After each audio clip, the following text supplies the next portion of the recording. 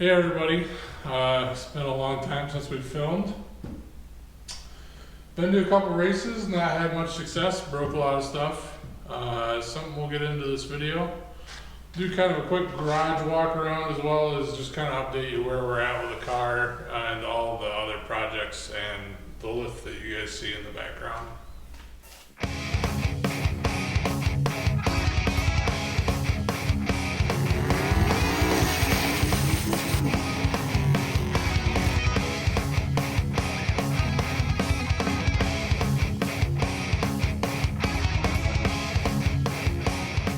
So we started the summer out, kind of early summer, and we went to an event called Ktown in Kalkaska, Michigan. It's an airport race.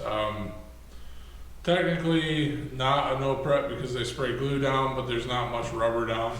We ended up winning that event, which I used the money, I split the win with the runner-up guy, but I still had quite a chunk of change, so we bought a lift for the garage finally. It's a 12,000 pound halo lift. Desperately needed one for a long time. Finally got it in, wired up, the thing works great. Went to a couple other events. We went to Detroit Head TV and just completely airballed the tune up. I think we'll have some film we can throw in here of it.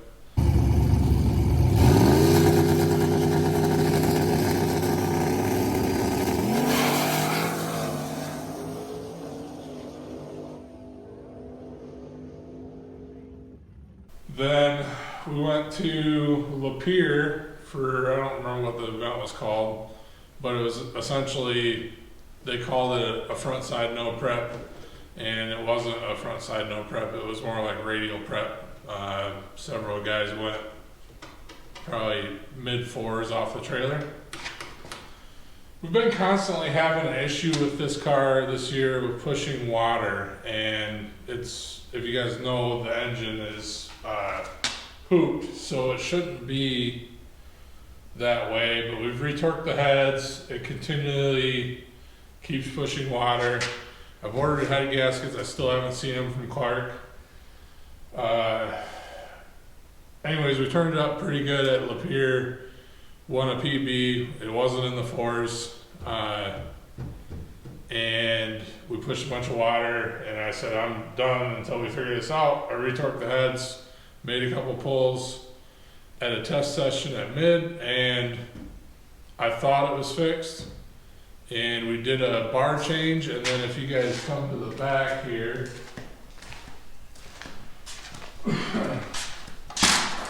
excuse the mess in the garage, but I made a wing because that's kind of what I want the car to do anymore, is backside airport, like really not good road racing. So I hate the look of these wings. They obviously work, and I figured if I had to have a wing, I might as well make it like as ridiculous as the rest of the car. So I made this the week before we went to the fall Ktown shootout. I went testing it mid before, and we changed the bar angle in the Caltrack system, and basically took a lot of the hit out because it kept smashing the tire down to the ground, especially at Lapeer when we put 12 or 15 pound PSI leave, it would literally smash the tire down to nothing.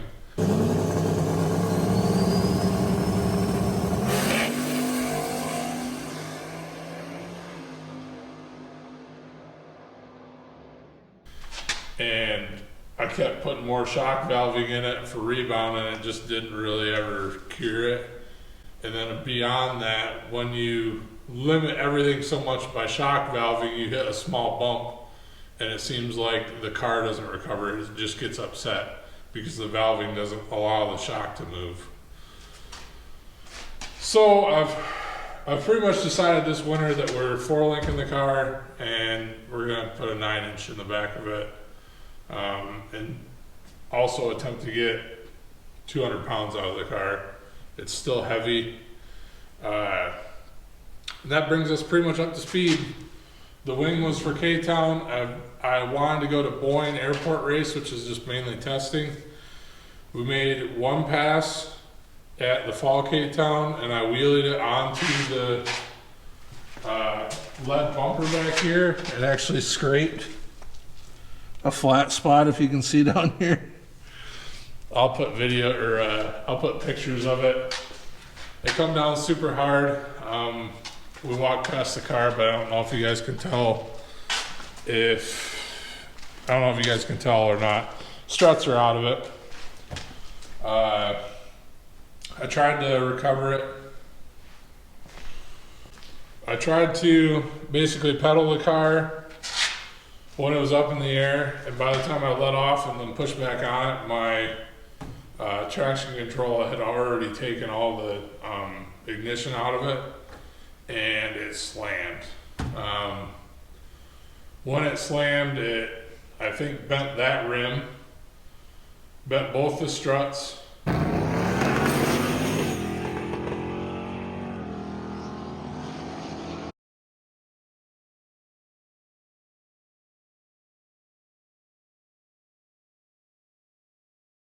And realistically, I haven't really extensively looked at it because you guys might notice this. I broke my finger trying to rob parts from that car to make this car ready for Sunday. And by the time I did all this, got stitches, broke my finger, and got back from the ER, I've just been not really caring to work on the car. We've got a few events left. The big one that I wanted to make was Gladwin, which is in next week. I think it's next week. Car's not gonna be ready. I haven't even sent the struts back to Ron G yet. And it's gonna be a chunk of change, as well as this is gonna be a chunk of change in deductibles and all the ER crap. So I'm gonna try to take it easy. I went to go pull this off the trailer after I said I thought I fixed the head gasket issue, and the thing like hydrolocked. And I made just the wheelie pass, obviously, and then basically shut it off hot, so I must have a cracked head or something. I need to buy a pressure tester to put on the radiator to pressure test it. I've got all the plugs out of it thinking that maybe it was going to leak coolant into one cylinder. I can figure out which bank it is. Ultimately, if we back half it, I'll probably yank the engine and everything out of it. To do that, I'll need to yank all the whole fuel system and everything out of it. So that's where we're at on that. My dad's car, the El Camino, excuse the mess. It is bad, but like I said, I broke my finger pretty good. I would like to get this thing off the lift, to get this thing on the lift, to get it out of this garage. The Capri, I don't know if I ever mentioned or not, that I bought, that I have an ECU for it. I finally found it. I bought an ECU for this car. Obviously haven't messed with it much. I've got a turbo, I think that's a 7170 VSR turbo. I bought an RSI clone exhaust manifold for it. I've got a bunch of stuff for this car, and I was really hoping to work on this car this year, but just with all the setbacks with racing and stuff, probably not gonna happen. I don't remember if I filmed much of it, but I built a 1.2 leave Turbo 400 over here for this car, and it's pretty much ready to bolt in, other than you've got a clearance for the starter on these M50s. It's currently got a glide holding it up. My plans for this car right now is to just get it like airtight, shut everything in it, and pull it out to the other storage barn for right now, because I can't really work on it right now, and I need to get my dad's car out of here. So that's what I'm gonna try to focus on. This thing is most likely gonna get like everything buttoned up, thrown in it, sealed up, put on, and sent out back. So you won't see it, it's not sold. I'm just freeing up space. Another update for the garage, I bought a chassis table, or I'm in the process of buying a chassis table from a friend. And that is for this car, ultimately, the Volvo. Kind of depending on how it goes, I would like to also back half the Valiant on that chassis table, because if I've got it, why wouldn't I use it type thing.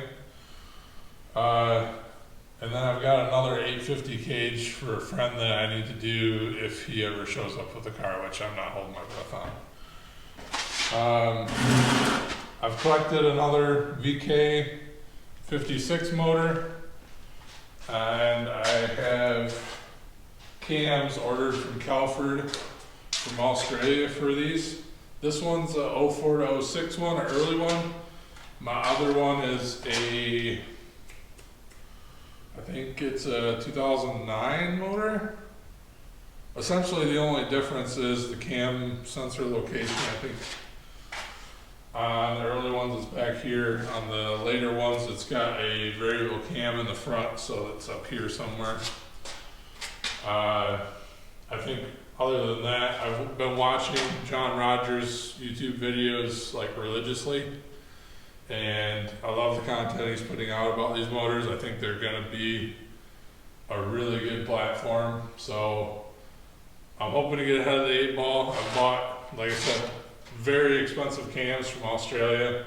Don't know when the expected date to get them here, but ultimately it's for this car being a chassis car. For those of you that are new and have watched to this point of me just rambling on about all the stuff in the garage, this is a 71 140 Volvo, or 142 Volvo. It's a 2-door sedan. If you see a theme around this channel, I don't really like common hot rods or like common engine in common platform. So like, yes, I have a Fox body, but obviously it doesn't have an LS in it. Yes, I have a Mopar, it's not Hemi powered. I said if I was ever going to build a chassis car, it's going to be a one-time only thing. I don't want to build a bunch of chassis, and I don't want anybody else to have this type of car. It doesn't even matter that the car is rare. I just like oddball things that you don't see every day. So I'd like to build some carbon parts for this. It's going to be a really long-term project. But once I get the chassis table, I can get the car gutted enough to where I can start building the chassis when I don't have anything else to do. And that's pretty much it for the garage update, other than it's a mess in here. Yeah, I pretty much need to clean up in here. Like I said, once I get this car out of here and to the other barn, it'll free up quite a bit of space where I can try to sort everything, and then I can focus on working on the El Camino to get it out of here. And then once I get the Valiant struts back, then I can kind of shimmy that around and focus on this thing getting out of here this before the winter, and then full speed ahead on back half in the green car. So I'll throw in, if she hasn't already, kind of video from Milan and all the other places we went, some pictures. Maybe Andy sitting on the wing after we busted the struts out.